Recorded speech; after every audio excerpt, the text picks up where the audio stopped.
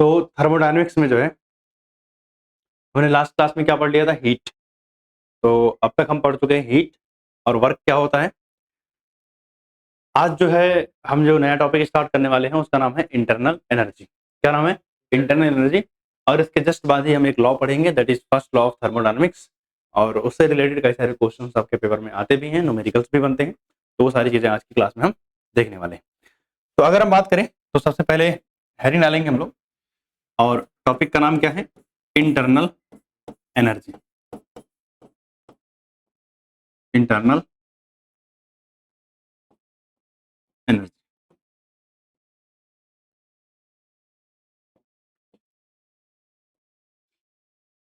अगर मैं internal energy की बात करूं तो इसका पहली बात तो हम सिंबल कुछ यूज करते हैं, वो आपको पता होना चाहिए। इसका सिंबल हम यूज करते हैं या तो यू और या तो ई। ज्यादातर मैं यू यूज करने वाला हूं। अगर किसी किताब में ई लिखा हुआ मिले तो आपको घबराने वाली बात कुछ नहीं है, ठीक है, वो भी चलता है। तो अगर मैं इंटरनल एनर्जी की बात करूं तो सर क्या होता है? किसी भी सिस्टम के पास टोटल कितनी एनर्जी है उसे हम क्या बोलते हैं? Internal energy. मतलब total energy possessed by a system. अब वो एनर्जी क्या क्या हो सकती है, सुना जानते हैं। सबसे पहली बात तो सर आपने बोला कि total energy possessed by a system. यानी एक सिस्टम के पास टोटल कितनी एनर्जी है उसे आप क्या बोलते हो? Internal energy. भाई अगर मैं इंटरनल एनर्जी की बात करूं तो सर सिस्टम के पास तो बहुत सारी एनर्जी हो सकती है। जैसे क्या क्या? पहले तो पोटेंशियल एनर्जी हो सकती है। कौन सी एनर्जी? पोटेंशियल एनर्जी हो सकती है, ठीक है। पोटेंशियल एनर्जी हो सकती है। और क्या हो सकती है सर? काइनेटिक एनर्जी हो सकती है उसके पास। काइनेटिक एनर्जी हो सकती है। और क्या हो सकती है सर? जो मॉलिक्यूल्स होंगे वो वाइब्रेट भी करते हैं। अगर वाइब्रेट करेंगे तो उससे वाइब्रेशनल एनर्जी आएगी। कौन सी आएगी? Vibrational energy. तो इसके पास वाइब्रेशनल एनर्जी भी हो सकती है। उसके बाद भैया इलेक्ट्रॉन्स वगैरह होंगे ना, तो उसकी वजह से कौन सी एनर्जी? इलेक्ट्रॉनिक एनर्जी हो सकती है। इलेक्ट्रॉनिक एनर्जी हो सकती है। और क्या हो सकता है सर? उसके पास न्यूक्लियर एनर्जी हो सकती है। क्या हो सकती है? न्यूक्लियर एनर्जी हो सकती है। प्लस आगे मैं लिख रहा हूं ईटीसी। क्या? ईटीसी। तो कहने का मतलब बहुत सारी एनर्जी मिल करके सिस्टम के पास जो एनर्जी टोटल है, that energy is actually called internal energy. क्या बोलते हैं उसको? Internal energy. जब भी हम इंटरनल एनर्जी की बात करेंगे तो एक बात याद रखना, absolute value can not be measured. Absolute value can not be measured.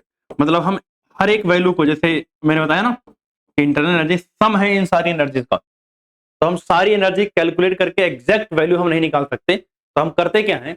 हम निकालते हैं चेंज इन इंटरनल एनर्जी। क्या निकालते हैं? चेंज इन इंटरनल एनर्जी निकालते हैं। तो अगर आप इंटरनल एनर्जी की बात करोगे तो चेंज इन इंटरनल एनर्जी क्या होगी भाई साहब? Change in internal energy. तो भैया चेंज इन इंटरनल एनर्जी को हम लिखते हैं डेल्टा यू से। आपका मन करे तो डेल्टा ई भी लिख सकते हो, कोई समस्या नहीं है। लेकिन सुनना, delta U is equal to क्या होगा?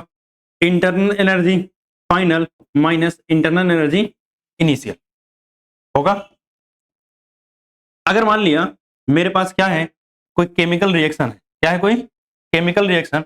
तो उस केमिकल रिएक्शन के लिए ये फॉर्मूला बदल सकता है। जैसे अगर कोई केमिकल रिएक्शन हो तो change in internal energy for chemical reaction क्या हो सकती है? Internal energy of product minus internal energy of reactant. भाई प्रोडक्ट के पास जितनी एनर्जी थी उसमें से रिएक्टेंट की एनर्जी माइनस कर दो तो क्या मिल जाएगा? प्रोडक्ट एंड रिएक्टेंट की। ये किसके लिए है? For chemical reaction. किसके लिए है ये? केमिकल रिएक्शन के लिए। सही बात। अब आप मुझे बताओ, अगर मान लेते हैं कि डेल्टा यू की वैल्यू क्या है? पॉजिटिव है। अगर इफ डेल्टा यू की वैल्यू क्या आ जाए, पॉजिटिव आ जाए, तो इसका एक ही मतलब निकलता है कि सर इंटरनल एनर्जी फाइनल जो है वो ज्यादा होगी इंटरनल एनर्जी इनिशियल से। इसका मतलब इंटरनल एनर्जी बढ़ रही है भैया, इनिशियल में जितना थी अगर फाइनल उससे ज्यादा है, इसका मतलब सिंपल सा है क्या, इंटरनल एनर्जी इंक्रीज कर रही है। तो मैं क्या बोल सकता हूं कि अगर ऐसा आ रहा है रुक हो गया, तो अगर ऐसा आ रहा है तो मैं क्या बोलूंगा, इंटरनल एनर्जी क्या कर रही है, इंक्रीज कर रही है। लेकिन अगर डेल्टा यू क्या आ जाए, नेगेटिव आ जाए, तो सर ये केस तब हो सकता है जब फाइनल वाला इनिशियल वाले से क्या हो, कम हो। और ऐसे केस में सर यू जो होगा वो क्या होगा, डिक्रीज करेगा। यू क्या होगा, डिक्रीज करेगा।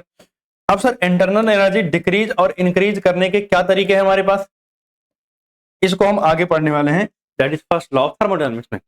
तो पहले हमने समझा इंटरनल एनर्जी। अच्छा कुछ बातें और इंपॉर्टेंट बातें पहले हमने पढ़ रखी है। ये पहली बात तो एक इंटेंसिव प्रॉपर्टी है। कौन सी प्रॉपर्टी है, इंटेंसिव प्रॉपर्टी है। इंटेंसिव, कहीं वो है कोई मक्खी कितने बैठी है, रुक के क्यों चल रहा है, ये क्या है, एक इंटेंसिव प्रॉपर्टी है और ये एक स्टेट फंक्शन है। ये क्या है, एक स्टेट फंक्शन। मैंने बताया था सिर्फ वर्क और हीट को छोड़ करके आपके सिलेबस में जो भी है वो सब के सब क्या है, जो है state path function, state function है। सिर्फ इंटरनल एनर्जी क्या नाम है, वर्क और हीट, ये पाथ फंक्शन थे। बाकी सारे के सारे क्या थे, स्टेट फंक्शन थे। तो ऑब्वियसली ये कहाँ आएगा, स्टेट फंक्शन में आएगा। अगर आप इसकी यूनिट की बात करो तो भैया यूनिट क्या हो सकती है, आप बताओ, आपको क्या लगता है यूनिट क्या होना चाहिए। बिल्कुल सही बात है, क्योंकि सब के सब क्या है, एनर्जी ही तो है। तो अगर हम एनर्जी की बात कर रहे हैं तो इसकी यूनिट क्या होगी, जूल होगी। क्या होगी, जूल। क्लियर बात। तो ये हमारी बातें हो गई किसकी, इंटरनल एनर्जी की। नोट डाउन करो, आगे चलते हैं।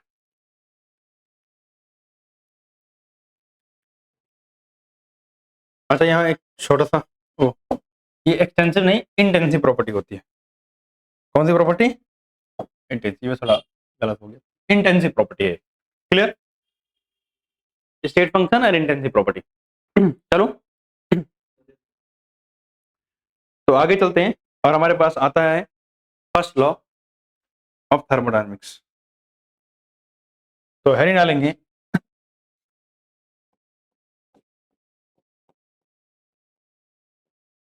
First law of thermodynamics.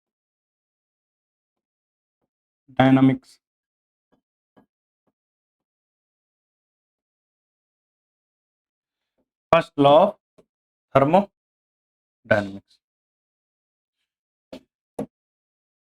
जिसको हम प्यार से प्लॉट भी बोलते हैं। क्या बोलते हैं, प्लॉट, ये FLOT, ठीक है ना। फर्स्ट लॉ ऑफ थर्मोडायनामिक्स, ये लॉ आपने कभी ना कभी जरूर सुना है। ये लॉ क्या कहता है, energy neither be created nor be destroyed. Energy neither be created nor destroyed. भैया ना तो हम बना सकते हैं ना तो खत्म कर सकते हैं, बस हमारे बस की क्या है, एक फॉर्म से दूसरे फॉर्म में कन्वर्ट कर देना। एक फॉर्म से दूसरे फॉर्म में कन्वर्ट कर देना। अगर आप इस लॉ के मैथमेटिकल फॉर्म की बात करोगे, कौन से फॉर्म की, मैथमेटिकल फॉर्म की बात करोगे, इसका मैथमेटिकल फॉर्म क्या कहता है कि delta U is equal to Q plus W.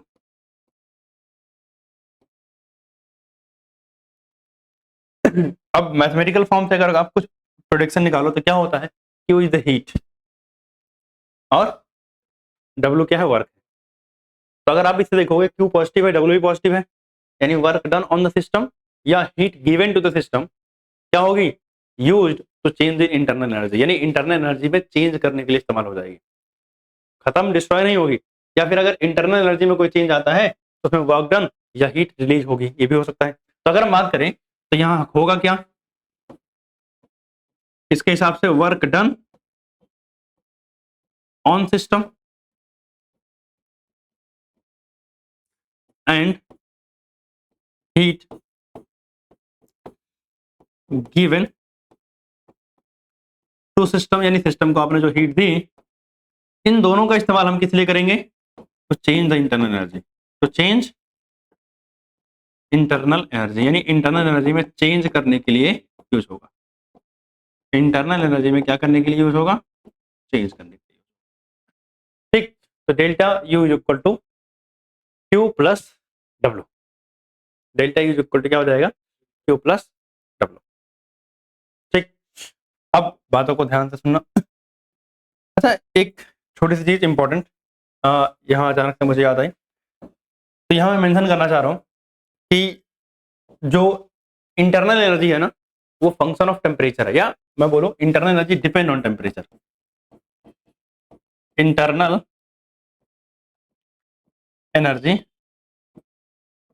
Depend on temperature. अगर डेल्टा टी जीरो होगा तो डेल्टा यू भी क्या होगा, zero. If delta T is equal to zero then delta U भी क्या हो जाएगा, ये एक छोटी सी बात एडजस्ट कर लो वहां पे।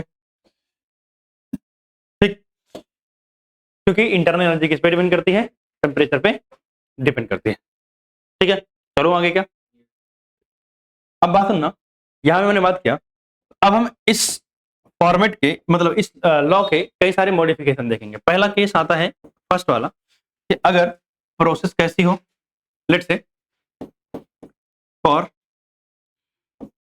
आइसोकोरिक प्रोसेस, कौन सी प्रोसेस हो, आइसोकोरिक प्रोसेस हो, तो उसके लिए इस लॉ में क्या चेंज आएगा, अगर प्रोसेस आइसोकोरिक है इसका मतलब delta V is equal to क्या होगा, जीरो, और अगर delta V is equal to zero होगा तो डब्ल्यू इज इक्वल टू क्या हो जाएगा, जीरो। अरे भाई डब्ल्यू क्या होता है, माइनस पी एक्सटर्नल इंटू में डेल्टा वी, तो अगर डेल्टा वी क्या होगा, जीरो होगा, तो डब्ल्यू क्या हो जाएगा, जीरो हो जाएगा। और अगर डब्ल्यू जीरो हो गया तो चेंज इन इंटरनल एनर्जी किसके बराबर हो जाएगा, क्यू के बराबर आ जाएगा। चेंज इन इंटरनल एनर्जी किसके बराबर हो जाएगा, क्यू के बराबर। इसका मतलब जो भी आप सिस्टम को हीट दोगे वो इंटरनल एनर्जी को इंक्रीज करने में या डिक्रीज करने में इस्तेमाल हो जाएगी। अगर आपने हीट दिया सिस्टम को तो सिस्टम की इंटरनल एनर्जी बढ़ जाएगी, और अगर आपने हीट लिया सिस्टम तो सिस्टम की इंटरनल एनर्जी घट जाएगी। क्लियर बात है, यानी delta U is equal to क्या हो जाएगा, क्यू के बराबर हो जाएगा। ऐसे ही अगर हम बात करें सेकेंड केस में, दैट इज बी, अगर हम बात करते हैं फॉर आइसोथर्मल प्रोसेस, कौन सी प्रोसेस, आइसोथर्मल प्रोसेस। अगर हम आइसोथर्मल प्रोसेस की बात करें, किसकी बात करें, आइसोथर्मल प्रोसेस की, तो इस केस में बताना ध्यान से। अच्छा ये बताना, ये आइसोकोरिक था, ये क्या था, आइसोकोरिक था, तो मैं एक थोड़ा सा एक चीज लिखना चाह रहा हूं, इसमें बड़ी काम की चीज है, वो क्या है कि अगर मैं जो क्यू लिखा हूं, क्योंकि आइसोकोरिक का मतलब वॉल्यूम क्या है, कांस्टेंट है, तो मैं यहाँ नीचे छोटा सा वी लिख रहा हूं ताकि पता चले कि ये कांस्टेंट वॉल्यूम पे है, यानी Q V is equal to delta U. एक बात और समझ में आ रही है कि अगर आप कांस्टेंट वॉल्यूम पे किसी सिस्टम को हीट दोगे तो वो हीट एक्चुअली में इंटरनल एनर्जी होगी, तो सही है ना, यानी heat given to the system at constant volume वो किसके बराबर होगी, इंटरनल एनर्जी के बराबर होगी। ये बात ध्यान रखना है। आइसोथर्मल प्रोसेस है मतलब delta T is equal to क्या होगा, sir delta T is equal to zero होगा। सर अगर डेल्टा टी जीरो होता है तो अभी आप पीछे लिखवा के आ रहे हो कि डेल्टा यू भी क्या जाएगा, जीरो हो जाएगा, डेल्टा यू क्या हो जाएगा, जीरो। और अगर डेल्टा यू जीरो हो गया तो इसका मतलब अगर हम बात करें फर्स्ट लॉ की, तो फर्स्ट लॉ के अंदर क्या चीज जीरो हो जाएगी, sir zero is equal to W Q plus W. और अगर आप इसको सॉल्व करोगे तो क्या आ जाएगा, Q is equal to minus W या W is equal to minus Q, आप जो भी बोल दो, आप जो भी बोल दो।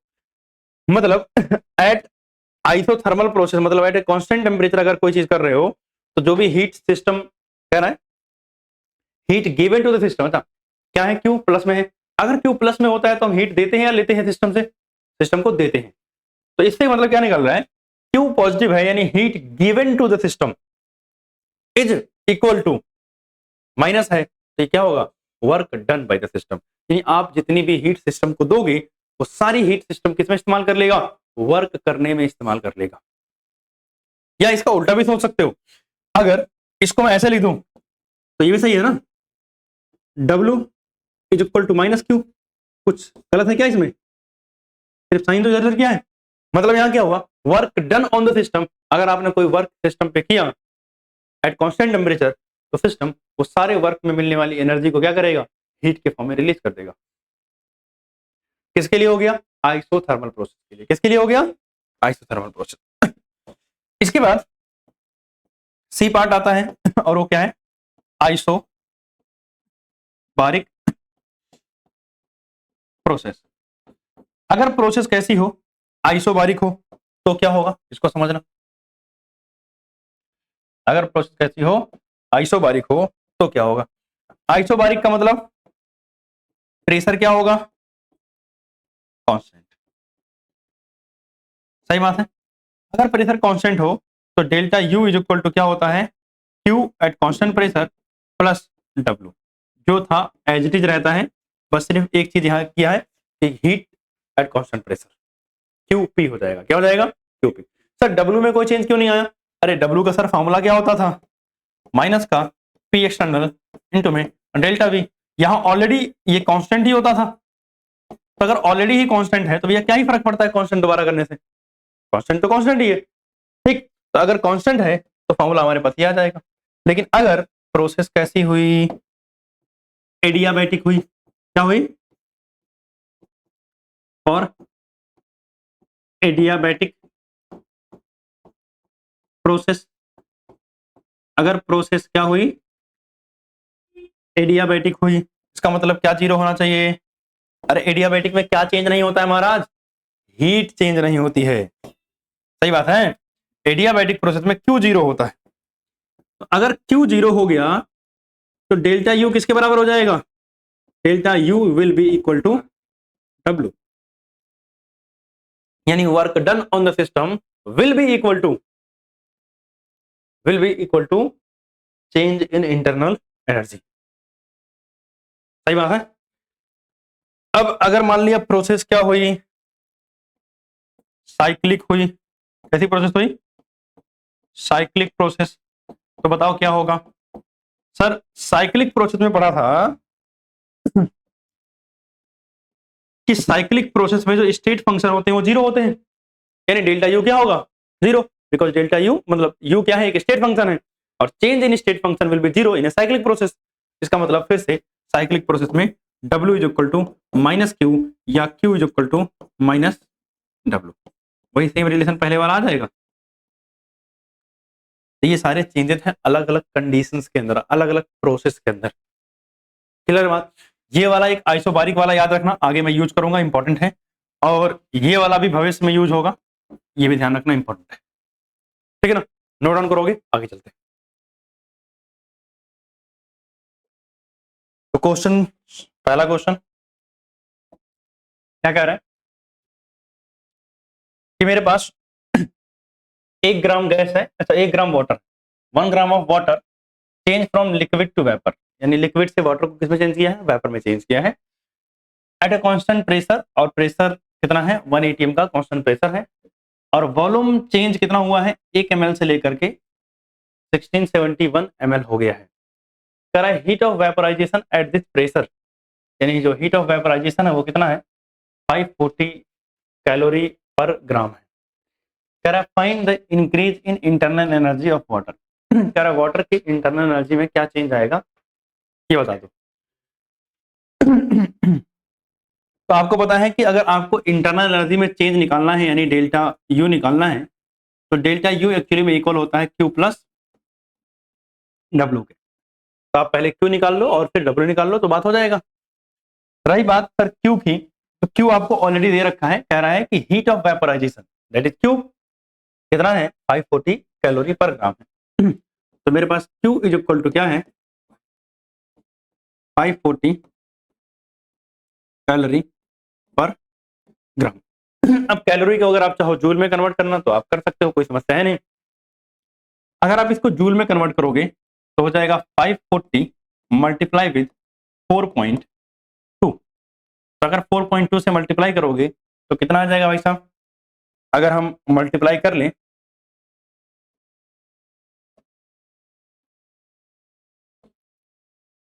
तो यहाँ पे एक कैलकुलेटर हमारे पास होता है। तो अगर हम देखें ध्यान से तो मेरे पास कितना है बताओ, 540 मल्टीप्लाई करना है कितना 4.2 से, तो आ गया हमारा 2268। तो हमें मिल गया भाई साहब 2268 और ये किसमें आ गया है जूल पर ग्राम। क्लियर बात है।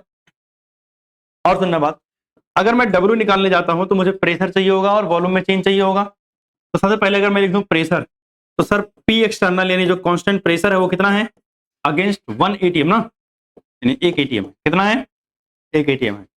अगर मैं वी इनिशियल निकालूंगा तो सर इनिशियल कितना है 1 ml और वी फाइनल कितना है 1671 ml।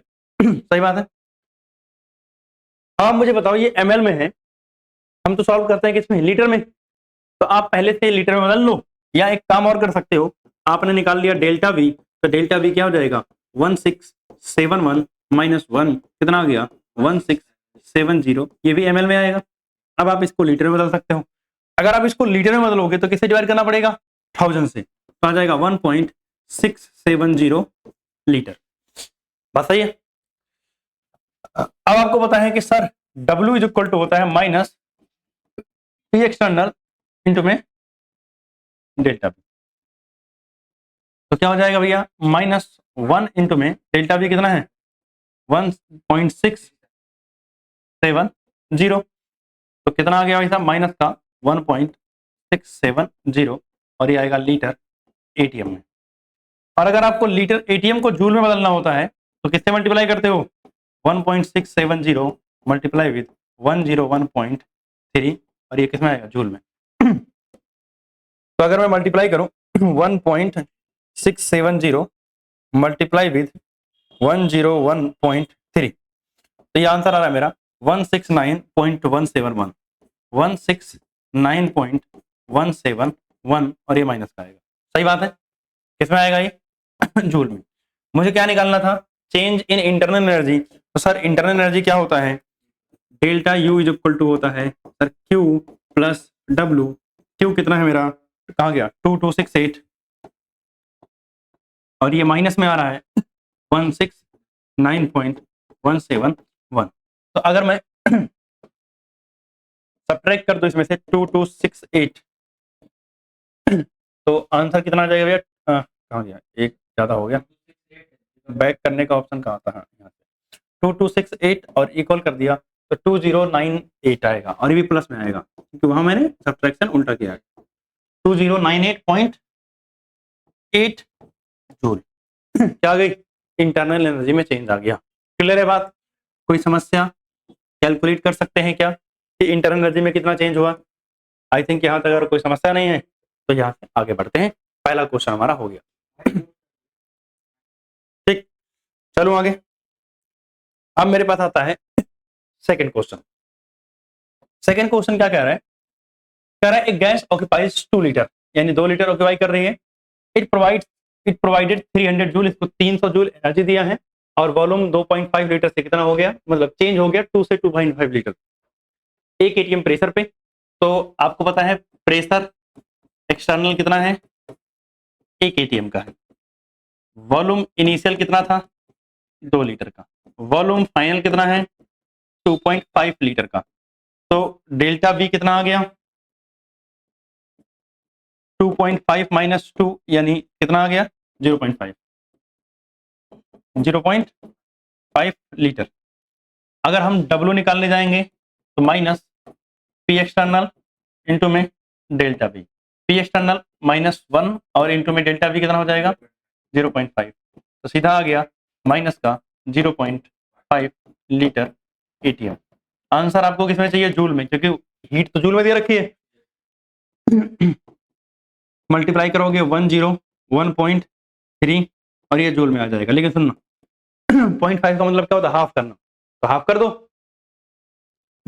अरे 50-50 100 होता है, 2 से डिवाइड करना है, तो अगर 2 से डिवाइड करोगे इसको तो 2 1 जा इधर इस साइड डिवाइड कर दे, तो 2 5 जा 10, कितना बचा, मतलब एक भी कुछ नहीं बचा, 1 आ गया, तो 0 बढ़ाना पड़ेगा। क्यों 0 बढ़ाना पड़ेगा, क्योंकि 1 में डिवाइड होगा नहीं, एक डिजिट और लेंगे 13, तो 2 6 जा, अब डेसिमल भी लग जाएगा, 2 6 जा 12 और बचा कितना 1 बचा, तो 2 5 जा 10, सही बात है ना। 2 6 जा 12 और 1 बचा था, 2 5 जा 10 और ये किसमें आएगा, माइनस में, ये आ गया जूल में। मुझे क्या निकालनी है, मतलब पहले तो हीट भी दे रखी है मुझे, क्यू कितना दे रखा है 300 जूल। मुझे चेंज इन इंटरनल एनर्जी निकालनी है, तो क्यू प्लस डब्ल्यू, तो कितना हो जाएगा 300 माइनस 50.65। भाई 300 में से अगर 50 माइनस करते 250 बचता, लेकिन बचेगा अब कितना 249.35। कैसे, 50 करते 250 बचता, लेकिन 0.65 भी माइनस कर रहे हो तो 49 हो जाएगा, और 65 माइनस करोगे 1 में से कितना हो जाएगा, पॉइंट जो है 35 बचेगा। क्लियर बात। तो ये आ गया हमारा इंटरनल एनर्जी किसमें, जूल के अंदर। क्लियर है बात। अगला क्वेश्चन देखते हैं। अगला क्वेश्चन कह रहा है a sample of gas present in a cylinder fitted with A frictionless piston expand against a constant pressure of 1 atm, volume 2 से 12 हो गया, ड्यूरिंग प्रोसेस हीट एब्जॉर्ब इतनी हुई है, कैलकुलेट द इंटरनल एनर्जी। मैं चाहता हूं ये क्वेश्चन आप लोग करो।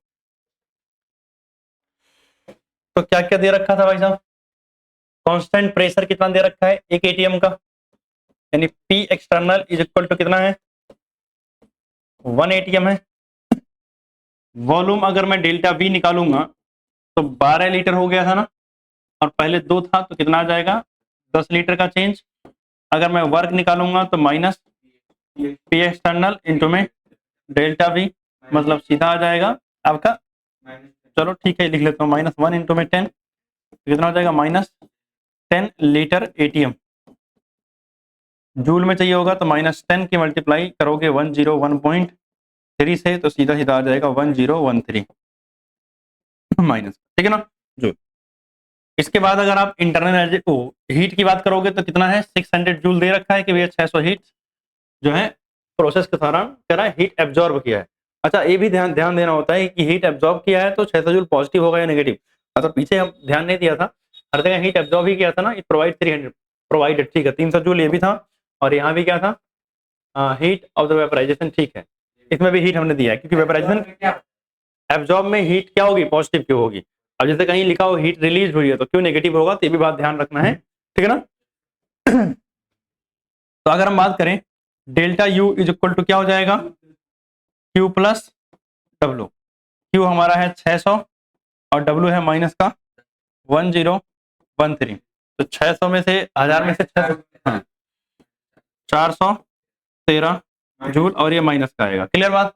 तो आगे चेंज इन इंटरनल एनर्जी, मतलब इंटरनल एनर्जी क्या हुई है कम हुई है, यहाँ पे माइनस की आ गई है ना। क्लियर बात है।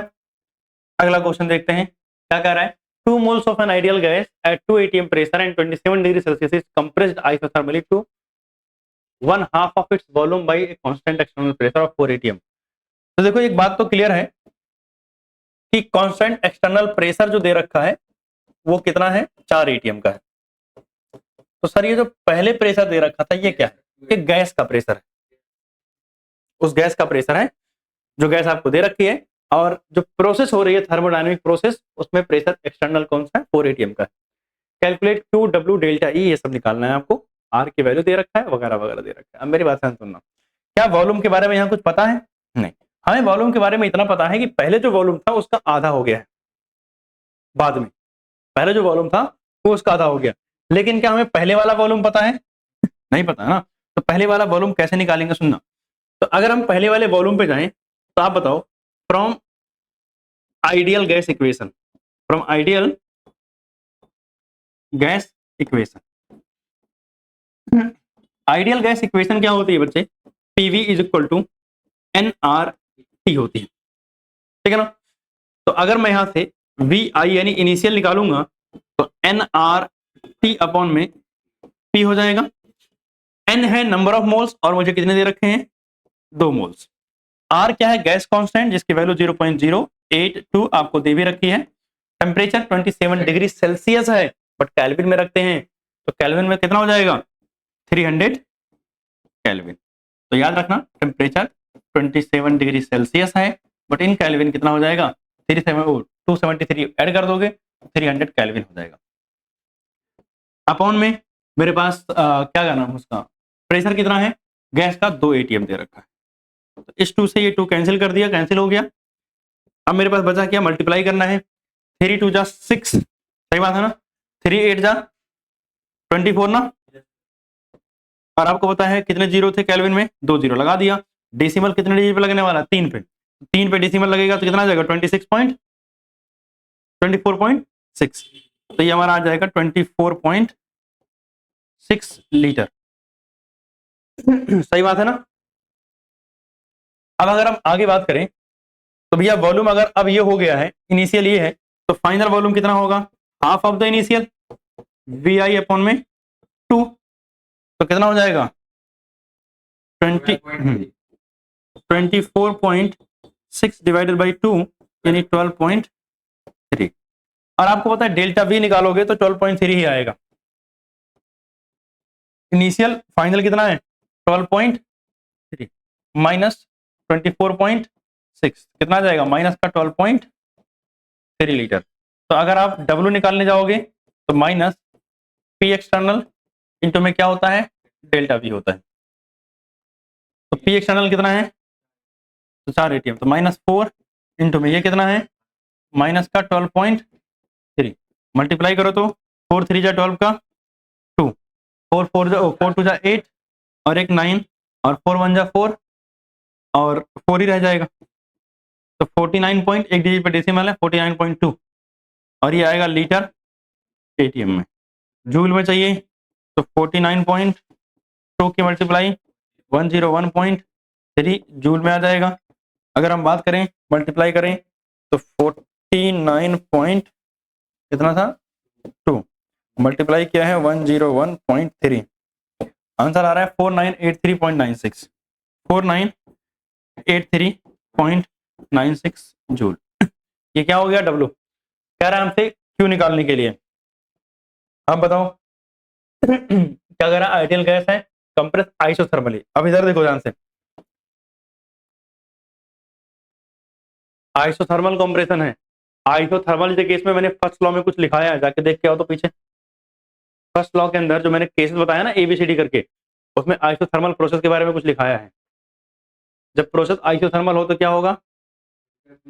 डेल्टा E क्या होता है? मतलब डेल्टा U क्या होता है? 0। तो भैया delta U is equal to 0। क्या आइसोथर्मल में बोल रहा हूं, डेल्टा T 0 है तो डेल्टा U भी 0 होगा। तो डेल्टा U 0 किसके लिए? For isothermal process.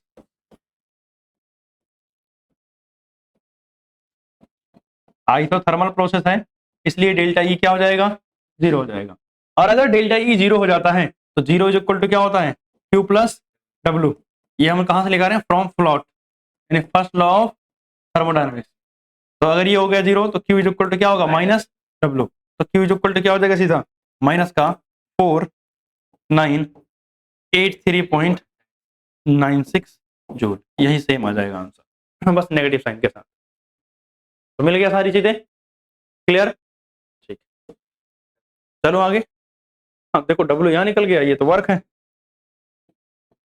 ये हमारा वर्क है। हाँ ये वर्क है, ये इंटरनल एनर्जी है। यहाँ इंटरनल एनर्जी का डेल्टा E लिखा रखा तो इंटरनल एनर्जी है। मैंने बताया सिंबल चेंज हो सकते हैं कहीं कहीं पे। क्यों माइनस होगा? क्योंकि ऑलरेडी -4 था, -12 तो प्लस आ जाएगा। ये क्या हो जाएगा? क्यों माइनस में आ जाएगा? अरे Q is equal to minus W हो या W is equal to minus Q, बात तो एक ही है।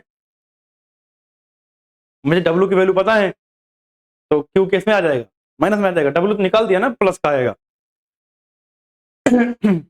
अरे अगर इस फॉर्मूले में मैं लिखूं Q is equal to minus W या W is equal to minus Q, क्या फर्क पड़ता है उससे, माइनस साइन इधर तो क्या है, हो गया यहाँ तक। ठीक, अगला क्वेश्चन क्या कह रहा है, a system is provided with 100 joule heat, work done on system is 20 joule, but ये कर लेना आसान है, ये HW है। अगला क्या कह रहा है भैया, an insulated container is divided into two portion. भैया एक कंटेनर है, एक क्या है, कंटेनर। कह रहा है इस कंटेनर को हमने दो पोर्शन में डिवाइड कर दिया है, और ऊपर से एक कंटेनर कैसा है, इंसुलेटेड। कैसा है, इंसुलेटेड। मतलब यहां से कोई हीट उठ नहीं आ जा सकती, यह है इंसुलेशन। ये क्या है, इंसुलेशन। अगर ये कंटेनर इंसुलेटेड है तो आप बताओ Q इज इक्वल टू क्या होगा, जीरो। पहली बात तो क्लियर है। दो पोर्शन में डिवाइडेड है, आप कह रहा है कि one portion contain an ideal gas at pressure P and temperature T while the other portion perfect vacuum. मतलब ठीक है, यहाँ कोई एक गैस है, इधर देखो, यहाँ कोई एक गैस है जिसका प्रेशर क्या है, P है, और इसका टेम्परेचर क्या है, T है, और ये दूसरा पोर्शन वैक्यूम है। दूसरा पोर्शन क्या है, वैक्यूम। ऐसे था। तो ये कह रहे हैं कि भैया हमने क्या किया, हमने एक होल बनाया। क्या बनाया, एक होल। कहां पर, ये जो बीच में पार्टीशन था। तो जैसे ही होल करोगे तो गैस किधर थी, इस साइड थी ना, तो गैस यहां से यहां जाना शुरू कर देगी। तो कह रहा है इसमें चेंज होगा। तो कह रहा है other portion vacuum if hole is open between the two portion calculate the change in internal energy. कह रहा है इंटरनल एनर्जी में क्या चेंज आएगा। आप मुझे बताओ, इस तरफ क्या है, वैक्यूम है, तो गैस जब यहां से यहां जाएगी तो क्या फ्री एक्सपेंशन होगा। अरे वैक्यूम है, कोई एक्सटर्नल प्रेशर है ही नहीं, तो एक्सपेंशन कैसा होगा गैस का, फ्री एक्सपेंशन होगा। ठीक, तो सुना ध्यान से, ऑन ओपनिंग होल, यानी जब होल ओपन किया हमने, देन फ्री एक्सपेंशन होगा। क्या होगा, फ्री एक्सपेंशन अकर्स। तो जब फ्री एक्सपेंशन होता है तो सर फ्री एक्सपेंशन पे W जीरो होता है। कहां पढ़ाया है, जहां वर्क डन पढ़ाया था उसके लास्ट में पढ़ाया था कि फ्री एक्सपेंशन में अगर एक्सटर्नल प्रेशर है ही नहीं तो P एक्सटर्नल जीरो, और P एक्सटर्नल जीरो तो W equal to P external into में डेल्टा P होता है, तो वर्क डन क्या जाएगा, जीरो आ जाएगा। क्यों आपको पता है जीरो था, क्योंकि इंसुलेटेड था। तो पहला केस में क्या पूछा था, सर डेल्टा U पूछा है, तो सर Q प्लस W दोनों जीरो है, तो ये भी क्या हो जाएगा, जीरो हो जाएगा। भाई ऐसे लिख दो, जीरो प्लस जीरो, हाँ लो जीरो, अच्छा लगेगा। सही बात है। कह रहा चेंज इन टेम्परेचर, आपको पता है अगर delta U is equal to zero होता है देन प्रोसेस कैसी होगी, आइसो थर्मल प्रोसेस होगी। कैसी प्रोसेस होगी, आइसोथर्मल प्रोसेस। और अगर प्रोसेस आइसोथर्मल है तो चेंज होगा टेम्परेचर में क्या, आइसोथर्मल का मतलब क्या, चेंज इन टेम्परेचर भी क्या होगा, जीरो। तो सब जीरो, सब कुछ क्या है, जीरो। बात क्लियर है, ठीक, नोट डाउन करोगे बस। तो अब हमारे पास जो अगला टॉपिक आता है उसका नाम है इंथैल्पी। क्या नाम है, इंथैल्पी। इसमें न्यूमेरिकल्स और कुछ मिलते रहेंगे तो आगे आपको मिल जाएंगे, बट हाँ क्वेश्चन जरूर करने हैं। हाँ, इंटरनल एनर्जी तो कब का खत्म हो गया था, फर्स्ट लॉ ऑफ थर्मोडायनेमिक्स भी खत्म हो गया। कहाँ थे भाई इतना देर से। इंथैल्पी, इंथैल्पी का सिंबल होता है, वैसे तो H होता है, हम ज्यादातर केस में डेल्टा H ही निकालते हैं क्योंकि H कैलकुलेट हम कर नहीं सकते। तो अगर हम बात करें इंथैल्पी की, तो इंथैल्पी क्या होता है, हीट कंटेन्ड बाय सिस्टम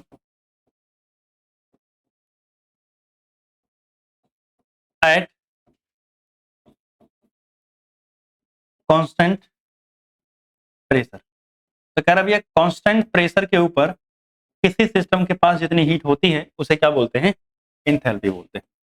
मतलब क्यूपी यानी heat at constant pressure is equal to actually में क्या? Enthalpy.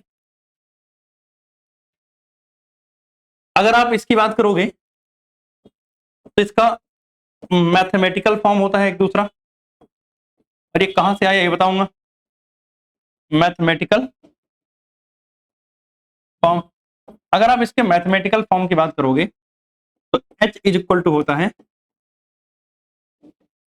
U plus PV। H is equal to क्या होता है? U plus PV। अब आप मुझे बताओ जल्दी से, ये है क्या? ये है sir sum of internal energy and PV energy, यानी प्रेशर वॉल्यूम से जो एनर्जी आएगी वो, और इंटरनल एनर्जी को जोड़ के जो आंसर आ रहा है वो क्या है? एंथैल्पी है। एज यूजुअल हम एग्जैक्ट वैल्यू मेजर नहीं कर पाएंगे, तो हम क्या मेजर करेंगे? चेंज मेजर करेंगे, absolute value pressure and volume के मल्टीप्लाई, और क्या? Can not measured. तो भैया क्या मेजर करेंगे? डेल्टा एच, ठीक है ना, इज मेजर्ड। मतलब चेंज इन इंटरनल एनर्जी क्या करते हैं हम? मेजर करते हैं। और अगर हम डेल्टा एच मेजर करेंगे तो सर मेरे पास आ जाएगा delta H is equal to delta U plus delta bracket में पी इंटू में वी। ब्रैकेट लगाया क्यों? क्योंकि भैया चेंज प्रेशर और वॉल्यूम के प्रोडक्ट में होगा, सिर्फ प्रेशर या वॉल्यूम में। अगर मैं डेल्टा पी लगा देता तो गलत समझते कि डेल्टा पी यानी प्रेशर में चेंज हो रहा है, इसलिए दोनों की मल्टीप्लाई करके उसमें चेंज आएगा। अगर हम बात करें तो ये एक्सटेंसिव प्रॉपर्टी है। कौन सी प्रॉपर्टी है? Extensive property. वैसे मोस्टली जितनी भी पढ़ोगे सब एक्सटेंसिव प्रॉपर्टी ही आएंगी। एक्सटेंसिव प्रॉपर्टी है एंड स्टेट फंक्शन है। कौन सा फंक्शन है? स्टेट फंक्शन है, ठीक है ना। आप सुनो ध्यान से, अगर हम बात करें delta H is equal to क्या था? Delta U plus delta P V, यानी यही था। इसके दो केस हो सकते हैं, एक है एट कांस्टेंट प्रेशर और दूसरा केस है at constant volume. At constant volume, अगर मैं एट कांस्टेंट प्रेशर की बात करूं तो एट कांस्टेंट प्रेशर होगा delta H is equal to delta U plus pressure constant है तो वेरिएबल क्या होगा? वॉल्यूम ना। भाई ये दोनों का मल्टीप्लाई करने पे चेंज आ रहा था, तो अगर आपने प्रेशर को कांस्टेंट मान लिया तो चेंज कौन हो रहा होगा? वॉल्यूम ना। अगर आप एट कांस्टेंट वॉल्यूम बात करोगे तो delta H is equal to क्या हो जाएगा? डेल्टा यू प्लस आपका डेल्टा वी इंटू में ऐसे लिख दो पी डेल्टा, क्या वॉल्यूम है ना कांस्टेंट, हाँ, वी डेल्टा पी। क्लियर है? ये वाला फॉर्मूला मेरे बड़े काम का है, इसका हम बहुत यूज करेंगे, ठीक है ना। एक और बात समझना, मैंने बोला था at constant volume, at constant volume एक और चीज पढ़ाई थी कि sir delta U is equal to होता है क्यू वी, होता है ना। इसका मतलब आप रिप्लेस कर सकते हो एट कांस्टेंट वॉल्यूम। अगर कांस्टेंट वॉल्यूम पे ये आ गया, इसका मतलब मैं अगर चाहूं तो delta H is equal to यहां क्या लिख सकता हूं? Q V plus V delta P, बन जाएगा। अब सुनो ध्यान से, हाँ, ये वाला फॉर्मूला अगर आप कांस्टेंट प्रेशर पर मेजर कर रहे हो तो कांस्टेंट प्रेशर पे थोड़ा सा अगर पीछे जाके फॉर्मूला याद करो तो कुछ था, लेकिन उसकी बात हम करेंगे। तो अगर हम बात करें, यहां तक बात होना है, तो मैं थोड़ा सा पीछे चलता हूं, चलो चल ही लेते हैं थोड़ा सा। देखो कहाँ गया? बारीक कहाँ? Isobaric. Delta U equal to Q P plus W आ रहा है कांस्टेंट प्रेशर पर, तो ये फॉर्मूला मैं यूज कर सकता हूं। यहीं से आपको पता चलेगा कुछ, वो क्या है देखना ध्यान से।